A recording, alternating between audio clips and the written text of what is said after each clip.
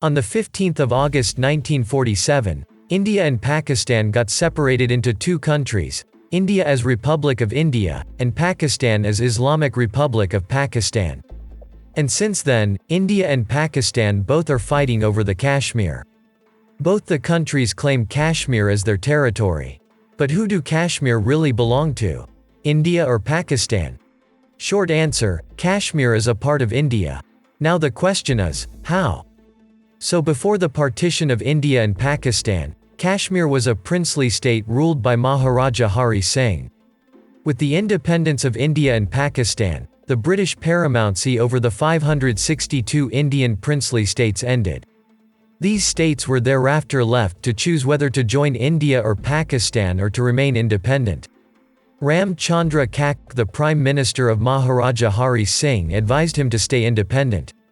When partition became imminent, Mountbatten, the Governor-General of India, visited Kashmir and pressurized Maharaja to go with Pakistan.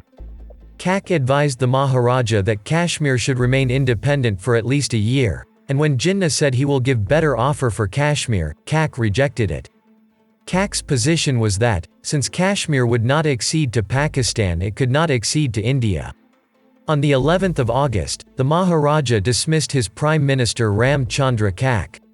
Why he did so? Because of Gandhi and Nehru.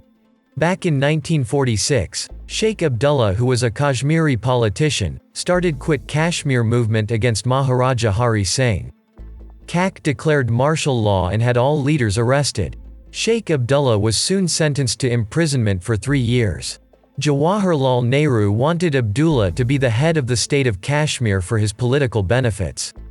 So Nehru attempted to appear as Abdullah's defense counsel, but his entry to Srinagar was blocked by Kak. On 1 August 1947, Gandhi visited Kashmir and pointed out to Kak how unpopular he was among the people. However, the Maharaja, who was increasingly against joining Pakistan due to a variety of reasons and trying to repair relationships with Indian National Congress, he decided to dismiss Kak for being an impediment in the process. Along with the Prime Minister, all senior officials such as the Chief Secretary, the Chief of the Army Staff, the Inspector General of Police were also replaced by less experienced people. Pakistan made various efforts to persuade the Maharaja of Kashmir to join Pakistan. Jinnah wrote to the Maharaja promising every sort of favorable treatment. But Hari Singh stood by his decision. Faced with the Maharaja's indecision on accession, Jinnah's Muslim League agents clandestinely worked in Poonch to encourage the local Muslims to an armed revolt, exploiting an internal unrest regarding economic grievances. The authorities in Pakistani Punjab waged a private war by obstructing supplies of fuel and essential commodities to the state, such as petrol, sugar and salt. It also stopped trade in timber and other products, and suspended train services to Jammu. On the 22nd of October, the Pashtun tribal attack was launched by Pakistan. Among the tribal forces, there were many active Pakistani army soldiers on leave and ex-servicemen disguised as tribals. They were also provided logistical help by the Pakistan Army.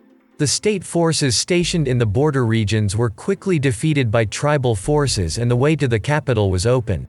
The invading forces engaged in looting and other crimes in the captured areas. Hari Singh sent word to the Indian leaders that he was willing to accede to India but needed more time to implement political reforms. Nehru, however, demanded that the jailed political leader Sheikh Abdullah be released from prison and involved in the state government. Only then would he allow the state to accede. The Maharaja released Sheikh Abdullah on the 29th of September. He made an urgent plea to Delhi for military assistance. His troops could not withstand the tribal militia attack. They were heavily outnumbered and outgunned by the tribal militias, and were also facing internal rebellions from Muslim troops. Upon the Governor-General Lord Mountbatten's insistence, India required the Maharaja to accede before it could send troops. Accordingly, the Maharaja signed an instrument of accession on the 26th of October 1947, hence merging the state of Jammu and Kashmir with the Republic of India. After the accession, India airlifted troops and equipment to Srinagar, where they reinforced the princely state forces, established a defense perimeter and defeated the tribal forces on the outskirts of the city. Pakistan refused to recognize the accession of Kashmir to India, claiming that it was obtained by fraud and violence. And these events triggered the First Kashmir War between India and Pakistan. In Gilgit, the force of Gilgit Scouts under the command of a British officer Major William Brown, mutinied and overthrew the Maharaja's governor. Brown prevailed on the forces to declare accession to Pakistan. By the time Hari Singh asked India for help and accessed Kashmir to India, Pakistani tribal forces already captured a part of Kashmir, which they call Azad Kashmir. I think now you have got a clear understanding of who Kashmir belongs to. Kashmir is the territory of India, but Pakistan didn't want to accept it and went to war with India several times.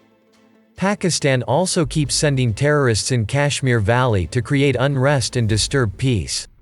If you liked what you watched, then please consider subscribing.